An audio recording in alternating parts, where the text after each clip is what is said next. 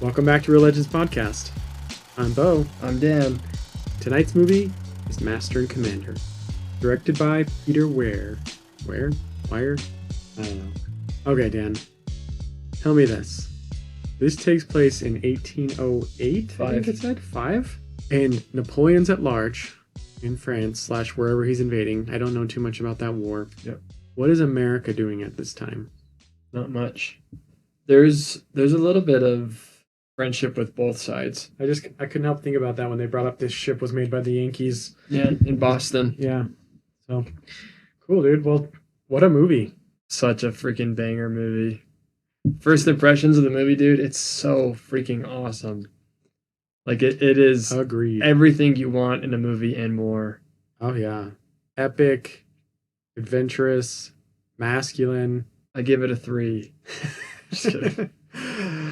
So good. I even kind of threw my hands up at the end on that. I guess we'd get into spoilers, but just a scene where it's like two characters and there's very little dialogue exchange between them, but a lot of actions and reactions, and it's just like, that's good storytelling. You don't need dialogue to carry everything. Just characters acting and reacting and being themselves. Yeah. I really have no criticisms of the movie. I think it's so freaking awesome. Does exactly what it should do. Amen. And it's not like it would be hard to make other movies just like this, because there were literally ships going all over the place throughout the Pacific and the Atlantic throughout all of history. Like, we need more ship movies that take place in the 17 and 1800s. Yeah. Like, they're so awesome. Just these massive ships that are purely going off of wind. Like, the sails, like, when there's no wind, they don't work. But these massive sails, like, you go across the entire planet on these things that have no engine. Yeah, and made of wood. And you put 200 guys in there. It's like such a cool idea. And I really love how the movie fleshes out but most of what that would entail, or just give you an idea of what that would entail with we got chickens on deck because we need freaking eggs. Mm-hmm. We've got people know how to work wood on the ship because we got to make repairs. So it's like, you're not just a sailor, you're also a craftsman because this is our home. Yep. Wild. Freaking awesome, dude. What an adventure. I loved it. So good, dude. We're going to be jumping into spoilers. If you haven't already, check us out on Real Legends Movie Podcast on YouTube and subscribe and interact with us, comment. It really helps the algorithm and grow the show. Send this podcast to a friend through Apple, Spotify, or YouTube. And we'd love to interact with you and read more comments on the air, as it were, or the internet, I suppose. We'll check for those to see if anyone had any comments. We did get this movie in a poll we put out for movies we might watch this month. This was the 80% vote on the movies we should watch. So glad to see some interaction there. Hopefully someone who voted will actually listen to the episode and enjoy it, because what a banger movie, as Dan already mentioned. Okay, we are going to get into spoilers, and we are going to also go through those story questions that we love to ask. But we'll save those and just go through the movie, talk about what we loved, what worked for us, and if it's a legend or not. Opening scene. It's kind of, for me, it felt like almost two openings. There's an opening with the water, an aerial view, and then shots of the ship, which were really cool. And then we get that little prologue, 1805. And do you remember what else it said on there? It says it's talking about the ship called the Surprise. There's 28 guns on it, 197 souls.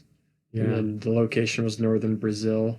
Right. And then its mission is to intercept the Acheron and take it as a prize. Yeah, that was a cool line at the end. It's capture, destroy, or take as a prize or something like that. Freaking awesome. Yeah, great opening. And then after that, now I'm kind of forgetting what the shots were. Oh, the fog. Mm-hmm. Yeah. Kind of introduces the scene. And then the first guy that's on the scene is Sideburn Boy. And he's looking out with the telescope and he sees the Acheron, but he's not sure. And it's kind of interesting because his character becomes pretty well known throughout the movie because he, I won't spoil it just yet, but we're in spoilers. I mean, what are you thinking? I want to get to it. Okay, that's fine. He becomes a pretty big character, obviously, and it's interesting to see his first interaction is to be hesitant Mr. Holland. and correct. not confident, and to be like, oh, I don't know if I saw it or not. And the Right. kid, who's like 12, turns and says, well, you got to make a decision. Yeah. And he doesn't. So he's just like, to arms! Or, Yeah, and the 12-year-old is yelling at all these adults, get ready to fight. Yeah, because he's like an officer in training. Yeah. Yeah. And then the captain comes up, you're introduced to him, and he comes up and he's like, oh, good call. Good call to make that. Right. Yeah, I think you made the right decision. Yeah. Which to me, I feel like is true. Is like better safe than sore, right? Yeah. Like, if you think you saw something, let's get ready. Mm-hmm. And dang, look what happens next. Yeah, dude. That Ambush scene, out of the fog. so freaking cool. Dude. I don't know how they saw him, but they did. And he's like looking off in the distance, and all of a sudden you just see like the fire there, and he goes, hit the deck! And it's just, everyone down! Just So cannons cool. start freaking, or yeah, cannonballs start hitting their ship. Yeah. That scene's awesome. And they just get absolutely wrecked. Yeah, that ship, it's bigger, longer range cannons, so they can't really even fire back, return fire. Mm-hmm. And then part of their sails get like knocked out too and things, right? And their only resort is just to limp away and try to escape through the fog. Yeah, and they do that with like the cool rowboats. Yeah, they have to put out the rowboats just to pull them along. It's freaking And awesome. those guys just man up and just row the crap out of Dude. that thing. Just like, oh my god. And the whole time they're bailing water. Like, what an awesome intro to a movie, dude. You don't know any of the characters. You sort of know the motivation, and it's just like, let's get right in and just show an awesome boat scene. Yeah. Like, such a cool... Like, the only other movies that I know of that do, like, this kind of scene is Pirates of the Caribbean. But those ones feel almost too fantastical Yeah, sometimes. they're a little more fantasy. Yeah. Where this one is just like, yo, this feels Very exactly grounded. like this is what would happen. Yeah, like they do one volley, maybe two, and then they just like, fetch, we gotta go. Like, we gotta leave, Yeah. you know? And it's showing all the destruction. Like, cannon guys, or like the guys below deck are getting taken out before they Mhm. can even return fire. People are taking shrapnel. Of The one wood. kid breaks his arm. Yeah, there's like wood sticking in his arm and it's broken. Yeah, And yeah, there's a heavy cost with this getting attacked yeah, by a bigger and stronger enemy. yeah. And so it's a really cool introduction, too, to the antagonist, because now you're thinking in the audience, like, dude, this is who they have to go up against. And Mm. all of his like helpers are like, I don't know if we should do this, man. Like, Yeah, he's they bigger all than think, us. Like, we're going back home, right? Like, Yeah. we're gonna go back to Britain and get repairs, right? Yeah. And all of our cannonballs just bounced off their hull. Like, we did no damage to them. How are we gonna do this? Mm. And freaking gosh, dude, Captain Jack is so awesome. He's just like, we're gonna do it. Yeah. We're going for it. Hey, I was told to intercept, capture, Mhm. destroy this ship, so we got our orders. Oh man, He's undaunted. He's wild. he's such a freaking man. I think this movie, like, what I like the most about it is just Jack's leadership is so good. He's strong when he Yeah. needs to be, which is most of the time, but then he's empathetic and kind, and like he sees other people for their potential Yeah. at the same time. Yeah, I noticed throughout the movie while I was watching it, he cares for them. Like when the kid's like arm gets messed up, Yeah. he like brings him a book, Mm-hmm. and you can tell like he wants to like comfort him, but at the same time, he doesn't like get too close, Yeah. or maybe or doesn't know how to Yeah. be like that nurturing. Right. And so it's just interesting because he's like, I care, but really my strength is in leading Mm-hmm. and making sure we have the best chance of success and survival. Yeah.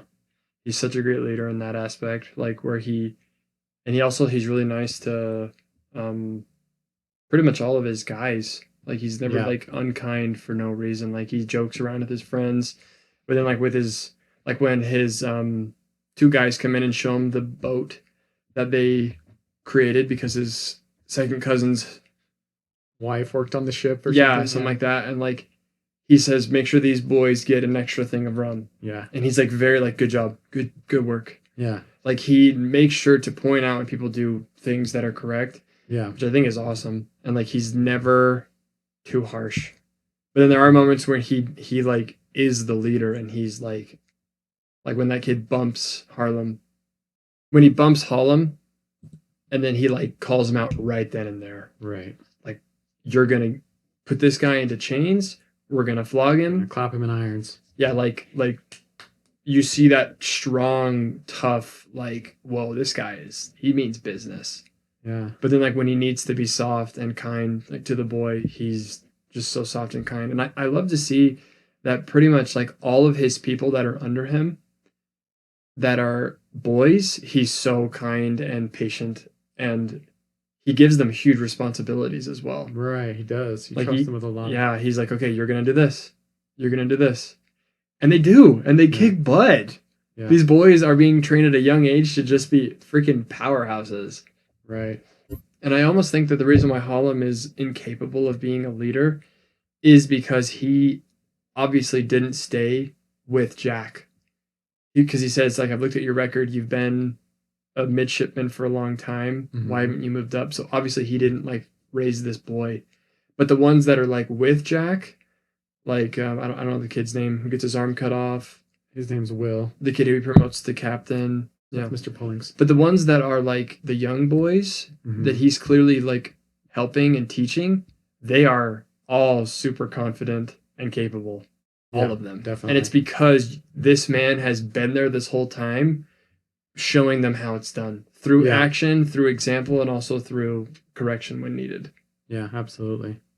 So after this scene, so they escape by barely getting through the fog, and then they need to make repairs, and everyone else is like, we're turning back. No, we're gonna. Captain Jack says we're staying. I like the relationship that he has with the doctor too. As you can tell, like, he's actually friends with him. Mm-hmm. And they're very different people. They're, like, extremely different personalities. Yeah, they have definitely different principles as well.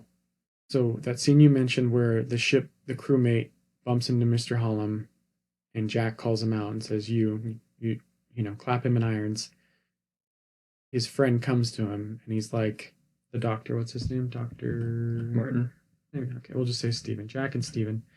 He's like, we kind of enter this conversation where they're arguing, and he's like, you failed to salute an officer, and you're going to flog him? Like, the ship is, like, the crew's already, like, been through enough. This has been very hard on them. Like, who knows what could happen?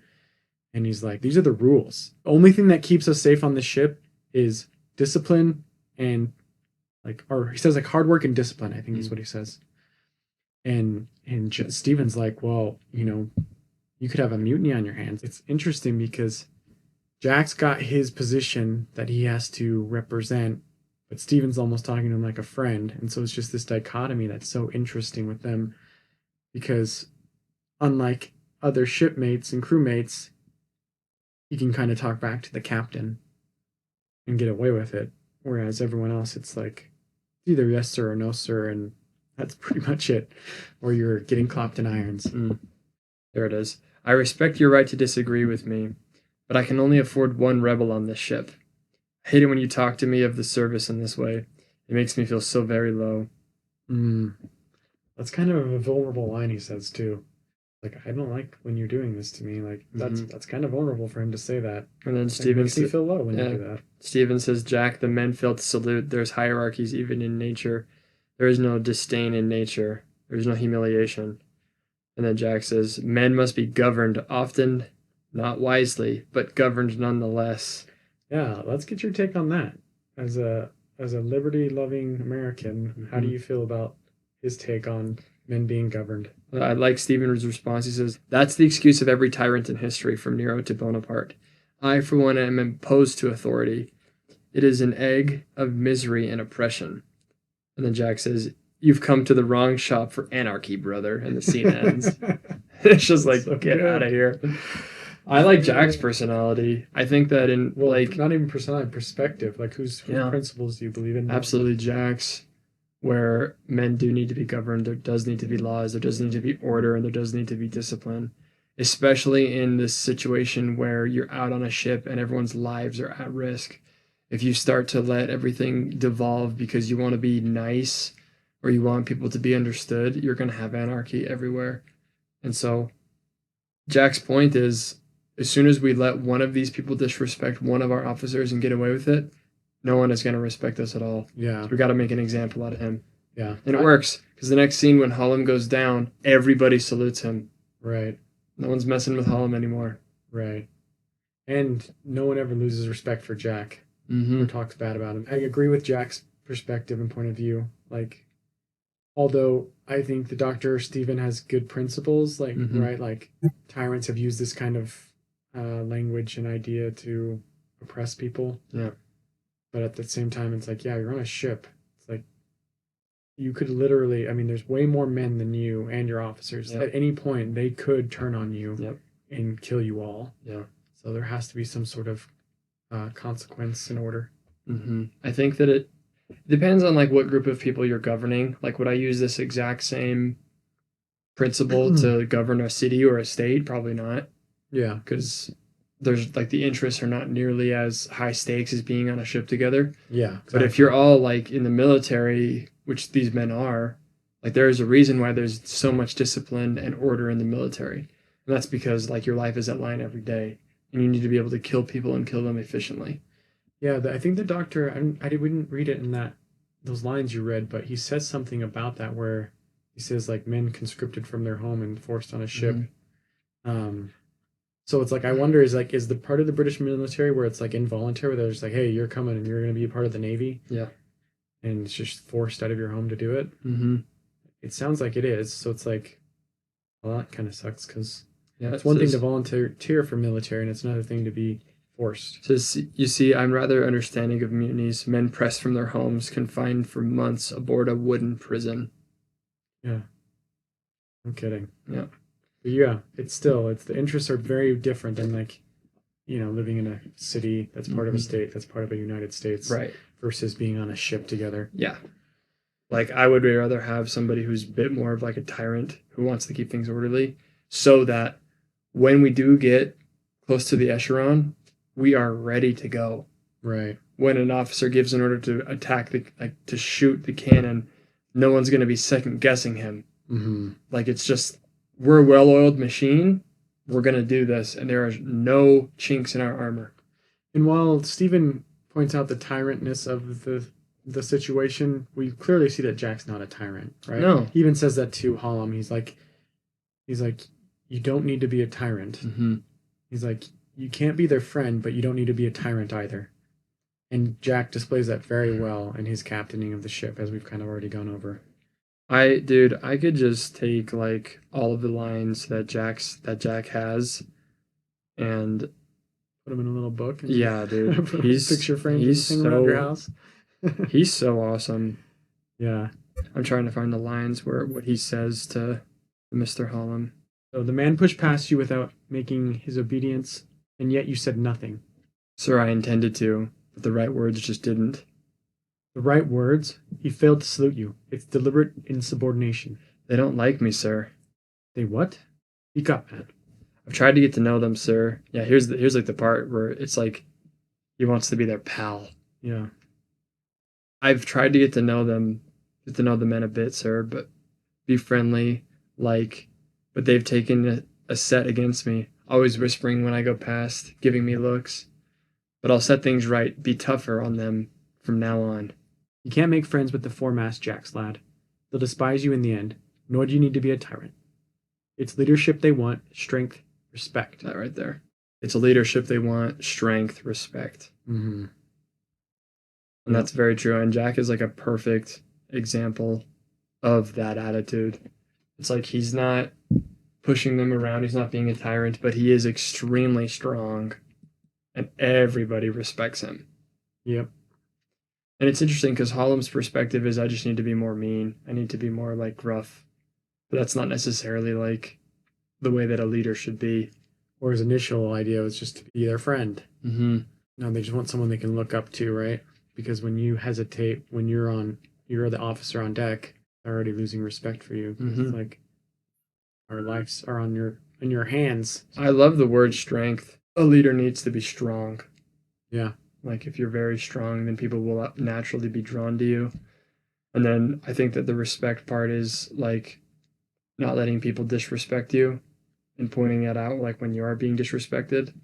Like that's why no one disrespects Jack. They know that if they do, then he's going to publicly humiliate them.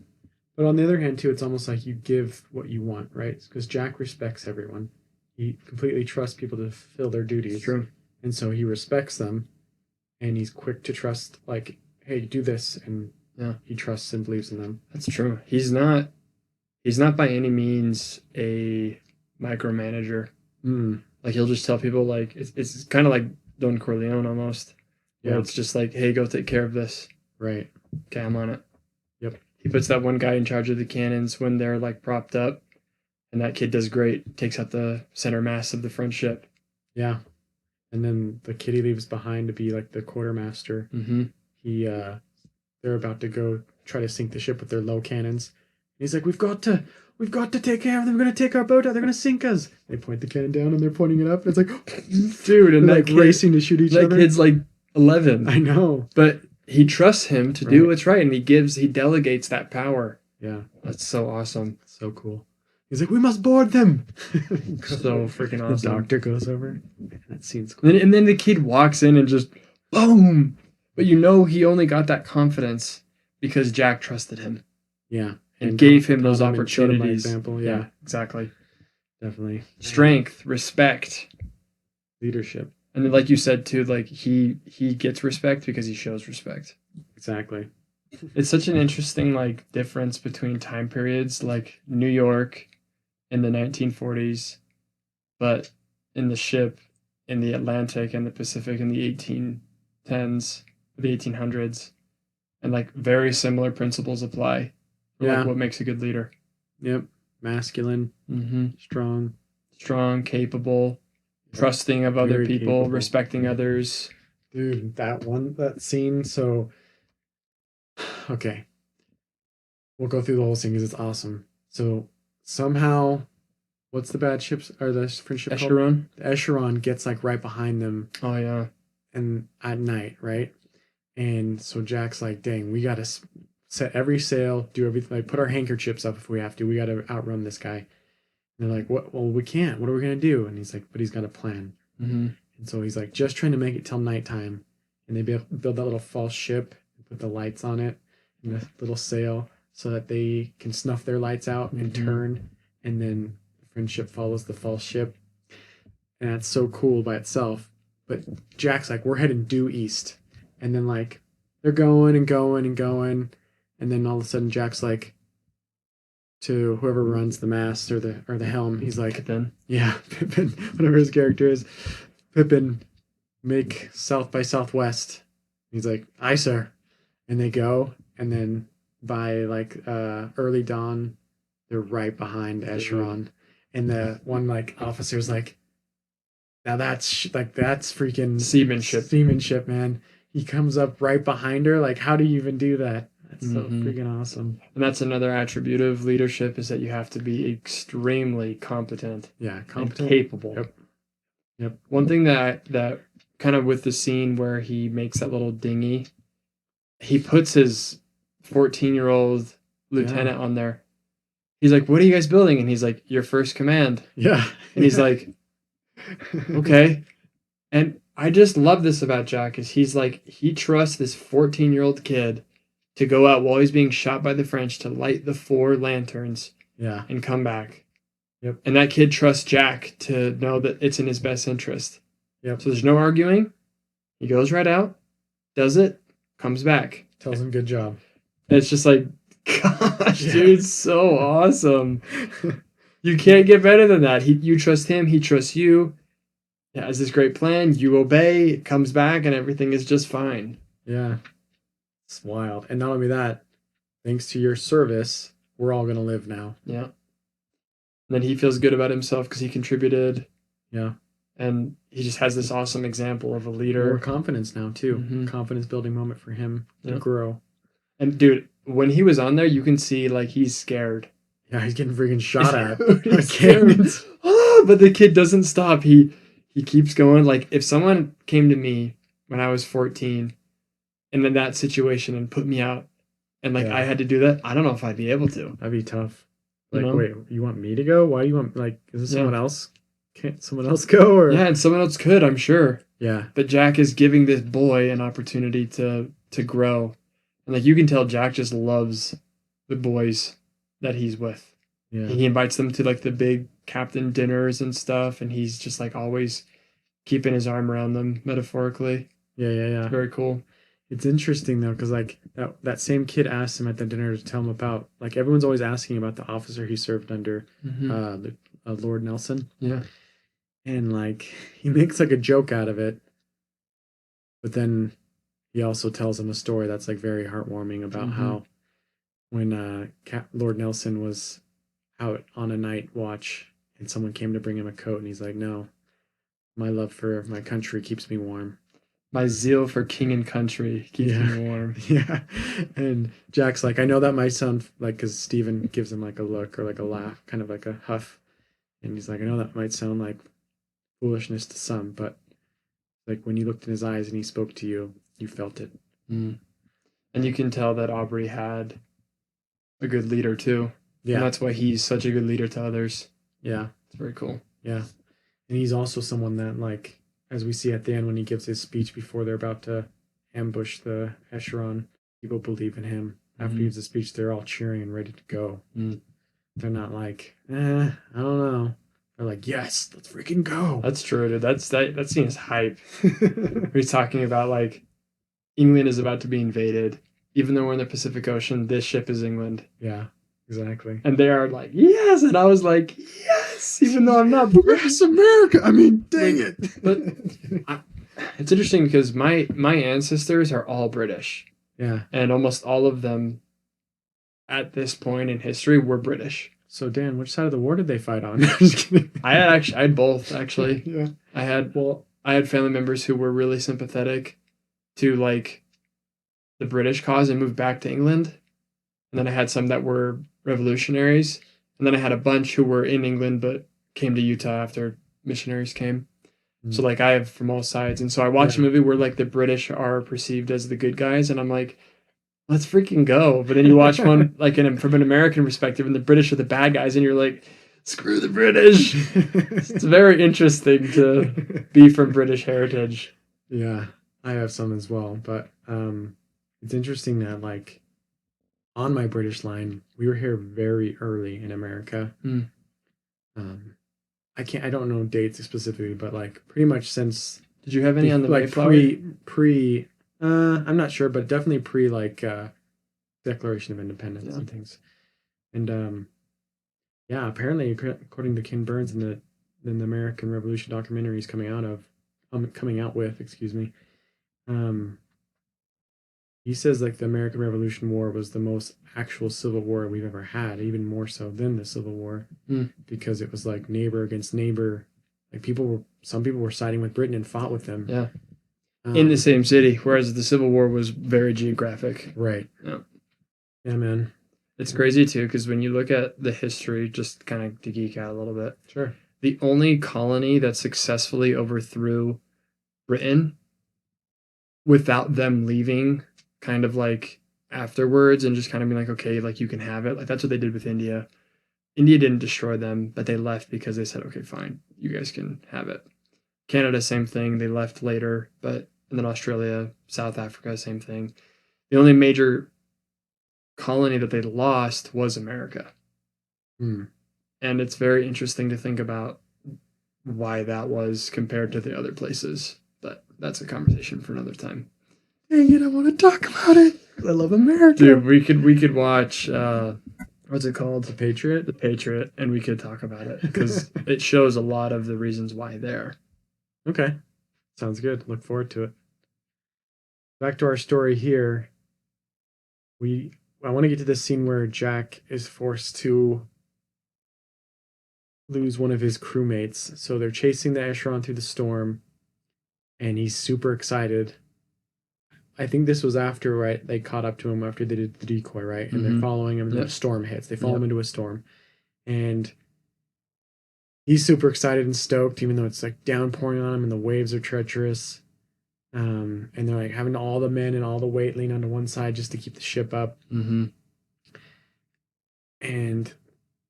Mr. Holmes was sent up to go help a guy at the top of the mast, and it breaks off. The guy falls into the sea, and he's swimming for the mast, and Jack's encouraging him, but then his second mate's like, hey, or maybe it's first mate, second mate, I don't know. He's like, it's dragging us down. We've got to lose it. And Jack makes the hard decision of cutting it with his other officers, and one of the shipmates that's the friends with the guy out there, and they take their axes or their hatchets, and he sacrifices them, but it uprights the ship, saves pretty much everyone, from the ship capsizing. That's hard. Like, I felt that scene when Jack doesn't want to do it. He's like almost, you can kind of see it. He's like almost willing to sacrifice everyone and everything to save this guy. Yeah. Yeah. I think that scene is specifically there, though, to show you. So there's an interesting thing where people will complain that men are leaders. Women will, well, a lot of times men or women will complain that there's not enough women leaders. And I think that one of the things that's often overlooked is that being a leader, yes, you technically have power, but that means you also have all of the responsibility. Yeah. And so in that moment, I don't know if I'd want to have that leadership mantle because I'm making the decision, do I kill one person or do I kill 190 people? Yeah. It's in my hands. Someone has to die. I'm the one who's making that choice. Right. And so, yes, being a leader is cool, and it has like kind of like the pomp and stature of Don Corleone or of Captain Jack, of Aubrey. Yeah. But it also has those super low moments where, like, you made these decisions, and because of your decisions, someone died. Right. And I like what Steven says. He's like, when I tend to someone and they die at my surgery table, or if disease takes them later, I have to remember that it was the enemy that took them and not me. Yeah. And I think that's important for Jack, right? It's like, he didn't take this man. The storm took him. The battle took him. Their duty took him. And so, but that mantle is on him. It's heavy. And that's why it's there. That's why that whole scene exists, is to show that, like, being a leader looks really cool, and like he did all the cool things, but there's those moments where, like, he had to make that call. And also, he had to go, like, when it shows his lower officers, like, he was in their shoes once. He had to learn all the stuff you're learning, do all the little duties you have to do. Yep. And it was through time and work and dedication that he was able to be in a position of leadership. Yep. It's very interesting to think about, like, because I want to be a leader and I want to be an effective leader, but that also comes with the massive burden of responsibility. Yeah. Probably not to the extent that this guy did, but, like, if you're leading your home, or if you're leading a church group, or if you're leading a business, like, if you make the wrong decision, other people's lives will be affected. Yeah. And so that's all on you. Yeah, it's true. So you better make it right. You got to do your best, right? Because it's like you learn from your mistakes, and also nobody's perfect. That's why I say, like, the people who complain that, oh, well, men are always the leaders, or, well, this person's a leader, and, like, there's just a lot of complaining that, like, at the very top rung, men are leading, and it's like, do you want to do that? Exactly. Do you really want to do that? Do you really want to have all of the stress and the responsibility of thousands, if not millions of people on your back? Like, if you want to do that, go for it. But, like, I would be very, very slow to talk about how much you want to lead, because it's not easy. Or even just to complain and say, like, oh, they're doing such a bad job, or like, I can't believe he did that, or like, well, try walking in their shoes and see how well you do. Yeah, exactly. One of the really interesting things about that scene, after they go through the massive storm and that one guy dies, the coin head boy, he starts spreading this crazy rumor that God has cursed them, and he's cursed Holm.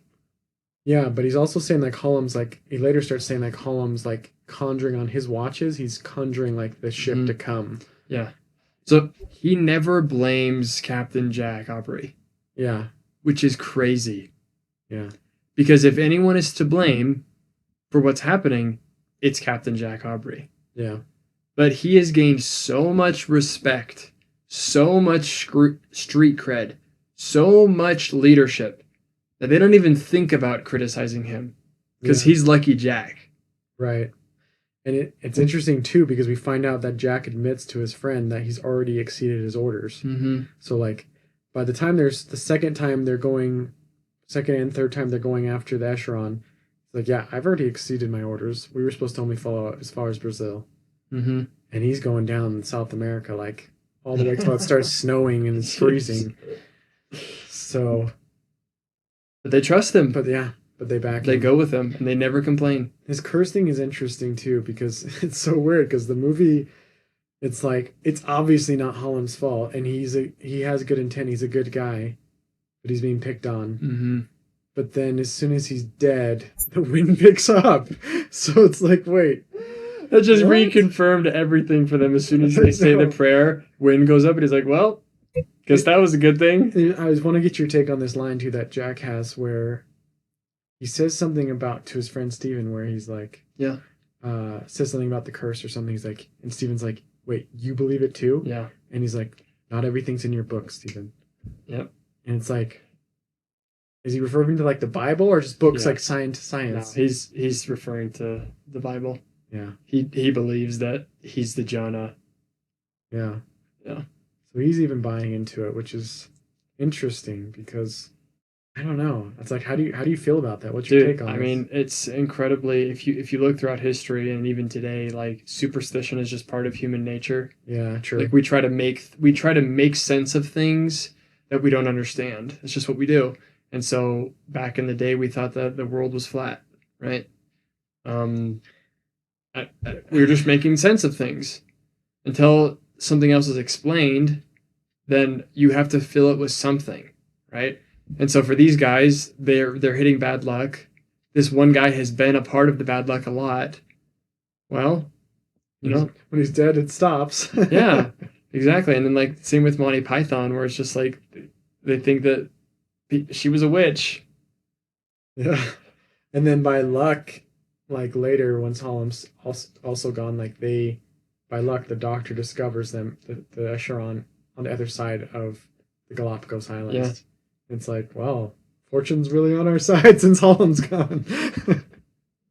Yeah, it's very interesting. Like, I mean, you were around a lot of folks from like third world countries. Yeah. It's very common in third world countries. Yeah, it's like true. Every time, like when I, like in Ecuador, I'd talk to people and I'd like ask them like what they think about things and they'd give you the wackiest answer.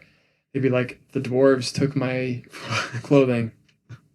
I'm like, what? And they're like, yeah, some dwarves live right down there. And they would talk about dwarves who lived in this little valley and they're like, oh yeah, I've seen them. And you're like, Snow White with them? Interesting. And so like that kind of stuff is not historically not uncommon. And even today, like there are outrageous claims today that people make. Sure. Like flat earthers. Men can be women and women can be men. Yeah. That's even that is absolutely superstitious. Yeah. Well, I feel like I'm a woman. Right there, that guy feels like there's goblins under his bed. So there must be. That's superstition. And so like we look back on that and say that how silly, but like even today there are still plenty of superstitious definitely beliefs that are mainstream. So you got to be careful with what you believe. That's what's interesting too. It's like, amen. But that's what's interesting on the ship is like obviously Jack can't be everywhere all at once, and he's not, because he does call the guy for insubordination. But it's like he can't stop people from talking about his lieutenants or like his officers. And this whole time they're spreading that guy's spreading like this myth and this thing that Holland's the curse. And it's like, well, it's scary. The way that Jack sees it, I think that he might be slightly frustrated with Holland too. Sure. Because Holland is not his boy. He didn't teach him. Yeah. And he's constantly letting him down. Like he's very insecure and he's very incapable of being a leader. Yeah. And so I don't know if he really has the same amount of like love for Holland as he does for the other boys that he is raising. Yeah, definitely. As soon as the wind starts, Dr. Steven gets shot because he's trying to hit the albatross. Yeah, the dang Marine is trying to shoot the albatross. And there's like the big scene too where like Steven is promised that he can go to the Galapagos. Yeah. But Captain Jack says, we're not doing it. I don't give a crap about your hobby. This is more important. And he's really mad at him. Yeah. But then you see Aubrey's softer side again. where like he gets shot and he's like, okay, this is too far. My friend is gonna get killed. Let's go, and we will, let you have your time on the island. Well, yeah, really, we need to get to the island so we can do surgery on steady ground because our second kind of medic person doesn't even know what he's doing. Yeah. So we at least need to be on steady ground. Yeah. And then Steven ends up doing surgery on himself. Like a freaking gangster, dude. Oh, man. I love that scene, though, where you see Aubrey's, like, mulling it over. And he's like, oh, man, like, do we go after because the echelon is right there in the distance that he can see. Yeah. And he's like, we could go right now, but I'm not going to. Yeah. And so I like how the movie leaves a little mystery of what he's going to do as well until all of a sudden they're carrying the doctor on the island. Yeah, and then you see, like, he's just like, like, it wasn't worth it. You're my friend. He doesn't say that explicitly, but it's communicated. And then the coolest thing, too, is that Dr. Steven goes out and he's gathering all this stuff, and he's the one that sees the echelon. Yeah. And he's the one who decides to leave everything for the mission. And so it's like, keep sacrificing debt for each debt. other. Yeah, exactly. Back and forth. Like they're really good friends. And even though like Steven really wants this, but he understands like I can't let down my captain. Yeah. My master and commander. That's right. My buddy. So they chase the echelon, or they get a plan, right, from the disguised stick bug. Freaking awesome. The gub. Don't you start. And they decide to disguise the ship as sailor, or as a whaling ship, so they can ambush the echelon. And then we get the freaking sickest ship-to-ship battle. Oh, dude. Where they actually, oh my goodness. Everything you could want and hope for. It goes so hard. Battle. Dude, and it's brutal. Like, I was watching that, I was like, dude, I'd be very hard to jump on another ship where you get shot, you get stabbed from 5 directions, and just like be stabbing and punching and getting stabbed. That's brutal warfare. Yeah. So tough. So freaking tough, dude. But it's so gangster.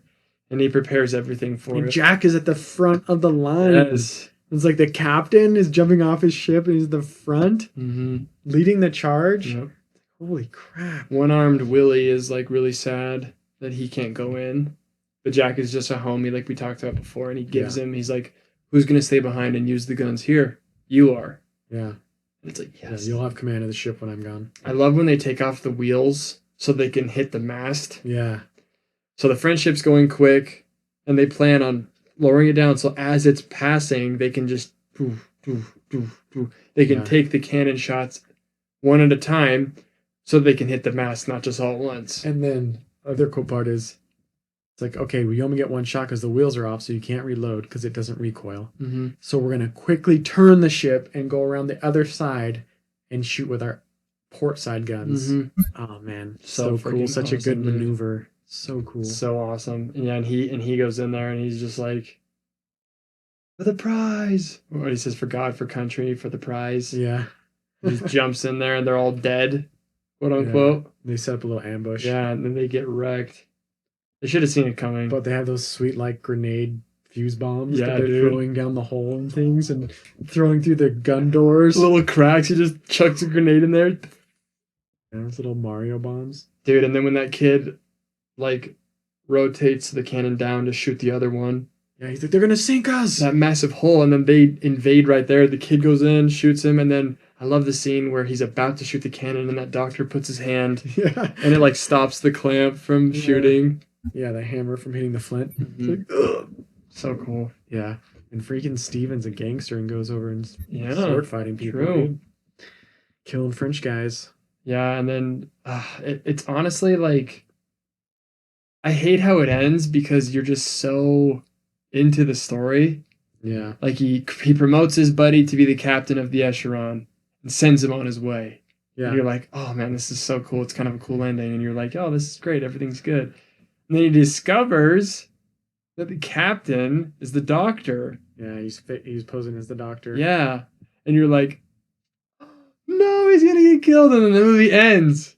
And you're just like, no, I need to watch more. Oh, I could watch that movie for hours. Yeah, it's so good. I do like the ending though because it's like the whole movie's been cat and mouse. And Yeah. so it's like it's who can outwit who can outcompete who, Hmm. and so it doesn't end. Yeah. It's like even when Jack thinks he's on top, it's like nope, that guy pulled a move too, and now it's back to the chase. Yeah. So So good. I feel like it's fitting. It is, but it's so sad it ends like that. I get why it does because it's a great like cliffhanger, and you kind of want to leave on a high. But man, I was just enjoying it. It ended, and I was like, "Dang, it's a good sign of a good movie because it ends, Yeah. and you're like, I wanted more." Yeah, definitely. One scene that we didn't talk about is when the French are encroaching on their ship, and he takes out his megaphone and he starts speaking his terrible English. We are going to board you. Your ship will be destroyed. Nothing you can do. Surrender now. Lay down your arms. Dude, I was like, wow. What do you want? I could totally see why the British just hate the French. Listen to that stupid voice. We can blow this guy out of the water. For all our French listeners, get freaking wrecked. Seriously. Just kidding. We love you too. We love all of our French brothers. Thanks for helping out. It was funny because me and you both laughed in that scene. Just like you sound so absurd. Mind your business. Destroyed. You Anyways, have no chance for victory. such a silly accent. Should we hit the story questions really quick? Sure. Whose story is it? Jack What does he want?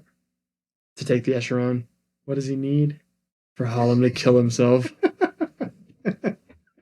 Do we care? What do you think his need is? What do you think his need I is? don't know. That's a good question. I think maybe the as far as the story goes, since he does like leave the Echeron and go to the Galapagos to save his friend, I think that's his growing moment, kind of like his arc where it's I will put nothing before my mission, even if my mission's going past and above my orders. But I think at some point he realizes and sees, is it worth losing someone close to you? Mm-hmm. Yeah. He needs to almost take a step back from his duty because he's so duty driven that he's getting people hurt. It's almost like, yeah, because the doctor says, like, it's starting to feel like it's more personal than duty. Mm-hmm. And that's when he finally admits in their argument that, oh, I've already exceeded my orders. Yeah, it's true. So, I mean, if you think about it, if he had stopped after North Brazil and just gone back, more people would have survived. yeah. But they also wouldn't have taken the Echeron. They wouldn't have been able to help the whalers that got attacked either, that they rescue near the Galapagos. Right. And then they don't free those same whalers. And they don't free the people that are other whalers. Yeah, they don't free the people who are in the Echeron. Yeah. And they don't get the booty. Like they don't get the prize. Right. But I think if I had to say what his need is, it's to put his pride into, or like his, what does the doctor call it? His personal, like vendetta, his personal not wanting to get outwitted and beat aside for his friend. Yeah. You know, so he can save his friend. It is interesting though, because if we did listen to Dr. Steven the whole time, we wouldn't have a good movie. So I'm glad he didn't. But it's nice to have characters that are different, right? You don't want to have all your main characters that are all in agreement. Mm-hmm. You want to have your side characters like kind of have different opinions. That way they can clash and there can be some tension. Yeah. Which makes the movie even better, right? Yeah. Because they both have good points. But it also makes like, well, what's going to happen now? Because they're fighting. All right, well. Ratings. Yeah. Legend movie, man. Oh, absolutely. Legend movie, legend nautical movie, which we don't get enough of, we mentioned. Yeah. And today I guarantee it'd just be all CGI and it'd be lame probably anyway. Yeah. This movie feels like, I mean, from what I recall, I know they did a lot of practical and it looks that way. Yeah. And even if it was like on a water soundstage, some of the shots or things, but still. Movie looks great. Movie looks great. Yeah. Yeah. Looks perfect, honestly. I didn't see a single scene where I was like, that looks out of place. Yeah, or like that looks like CGI. Also, shout out to the American-made Echeron. What a freaking ship. Dude, American engineering. All right. We helped those bloody Frenchmen. I got to think about my score, so if you want to hit yours, go right ahead. Man, I'm debating between an 8.5 and a 9. It's like right there for me. So here's what I don't dislike this about the movie, but it didn't hit for me. there is almost no unique music that's recognizable in this movie. Yeah. The Godfather didn't have a great soundtrack, but at least there's like that kind of like intro sound that you're like, oh, it's from The Godfather. Right. If you played a song from this movie, I would not recognize it. The one that's even recognizable is just a classic British tune. Yeah, it's a symphony or whatever. Yeah, so it's not from that movie, and so it's hard for me to say. It's true. It is missing. I think that if it had that, it would be a 9. I can't give it any lower than an 8.5 though. I agree, dude. I was looking at the same kind of range, which with you is 9 or 8.5, and I agree that the soundtrack is lacking in that respect because we've been listening to the soundtracks after we watched the movies because a lot of them are so freaking good. Interstellar still by far is the best. I hate to say it. It's so good. Oh, I want to listen to it. Dude, so good. So yeah, I think I'd go 8.5 as well. Yeah. Great movie. Really good. I would Very recommend much enjoyed it. Yeah. Every man should watch this movie. Yeah, I purchased this one because I've seen this movie. I used to watch it all the time with a friend of mine, and I was like, I should just own this movie because it's one of those you just want to have and be able to watch. Yeah. Revisit. Very good. I recommend from us. And I don't know if I really have any movie news. Everyone's talking about Happy Gilmore 2.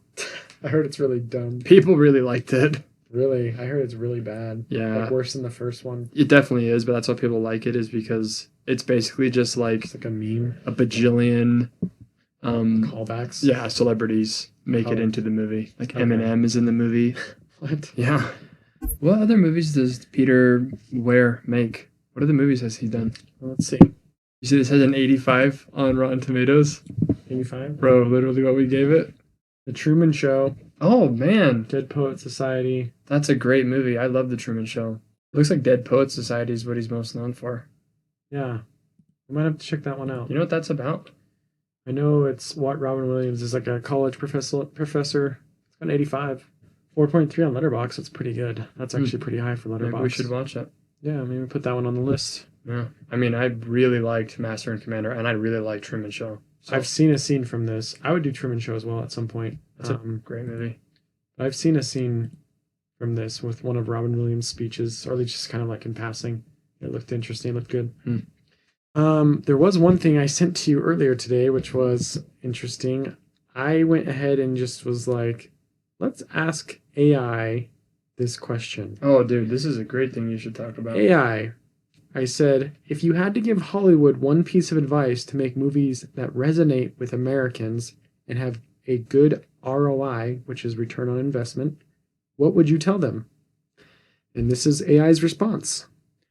Focus on authentic, character-driven stories that reflect universal American values: hope, resilience, family, or community, without preaching or pandering. Data shows audiences crave relatable narratives over formulaic blockbusters or heavy-handed agendas. Films like Top Gun: Maverick grossed $1.5 billion globally by blending nostalgia, heart, and spectacle, while divisive or over-political movies often underperformed. Avoid chasing trends or over-relying on IP reboots. Ugh.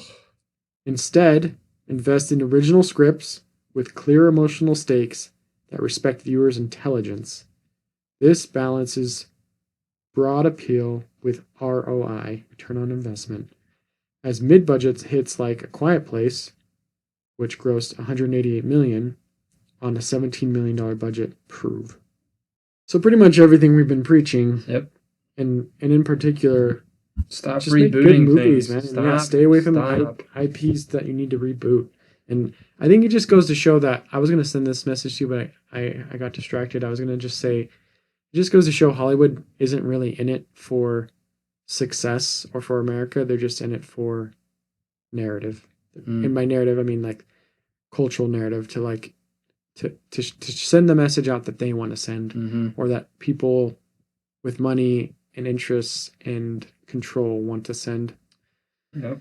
And, you know, a lot of that is immorality. A lot of that is propaganda. Yep. Well, it's hard to tell a story about a country that you don't like. Right? Like, you're not going to make a great patriotic movie.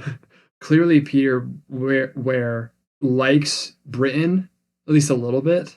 At least respects them. Yeah, and like it's very obvious that he doesn't do like he shows like the warts and all, but it's not the movie's objective is not to make you feel bad for being British. Right. It's like, here's this really cool story. That's it. Yeah, and I think this movie is a perfect example of what we're looking at, right? A movie that respects the audience's intelligence, a movie that has good values. It's not a repeat. A movie that's an original script, an idea. Mm-hmm. Let's just check out what was the budget and the budget was 150 million. Box office was 211. Well, take it all back. Actually, a lot of people don't know about this movie. I've talked to. Have you noticed that one? That is true. People? I mean, like, I never heard of that movie. I heard it the first time this year. For some reason, I feel like the marketing, like people didn't no idea this movie came and went. Dang. Yeah, so likely didn't really make any money, which is sad. That is sad. So maybe this one isn't a good example, but this is also an example of movies. It had $150 million budget. Movies today, especially, they're just not making the money they used to. So we can't afford to be having budgets over 100 million. Really, it's just not sustainable. Unless it's a huge property, then you can maybe get into like 150, $180 million budget. Most movies spend as much on marketing as they do on the budget of the production. So it's like you pretty much have to. So it's like you have to take that into account. Or it's like it's $150 million movie. They might have spent 100 to 150 million on marketing. So it's really a $300 million movie. Historical naval war isn't an easy sell to general audiences, especially in 2003 when last fantasy, Lord of the Rings, and superhero films X-Men 2 dominated. Slower pacing the movie favors realism, atmosphere, and characters over flashy action. That's a strength artistically, but it's not what draws huge box office crowds. That's so sad. Yeah. I guess it's just a niche audience of people who would actually like this. True. Yeah, and I guess I would like to watch this movie with people who are a bit more casual movie watchers and kind of get their opinion on it. Because they actually might not like it. Yeah, exactly. I was going to say that. We've talked about this plenty of times. American audiences and audiences in general are not us. Yeah. And most people kind of just want to be entertained with flashy stuff. Like, there's a reason why so many Marvel movies have continued to come out. It's because people watch them and enjoy them. Yeah. Like I meet people all the time who say they love Marvel movies still. Yeah. I would love more movies like this. Me too. would love more movies like this. We are a dying breed. Thanks for joining us on Real Legends Podcast. If you haven't already, like I said, check us out on YouTube and subscribe. It really helps the algorithm and grow the show. And we will catch you at the cinema concession stand. Catch you on the flippity flop. Many viewers appreciated the craftsmanship, but it felt too slow and too realistic. That's like an absolute indictment of our audience. This movie was too realistic. People were talking and actually having real conversations about real principles that you have a moral decision to make, and I don't like that. I didn't feel like there wasn't a lot of action either. Like, it felt like there was lots of action still.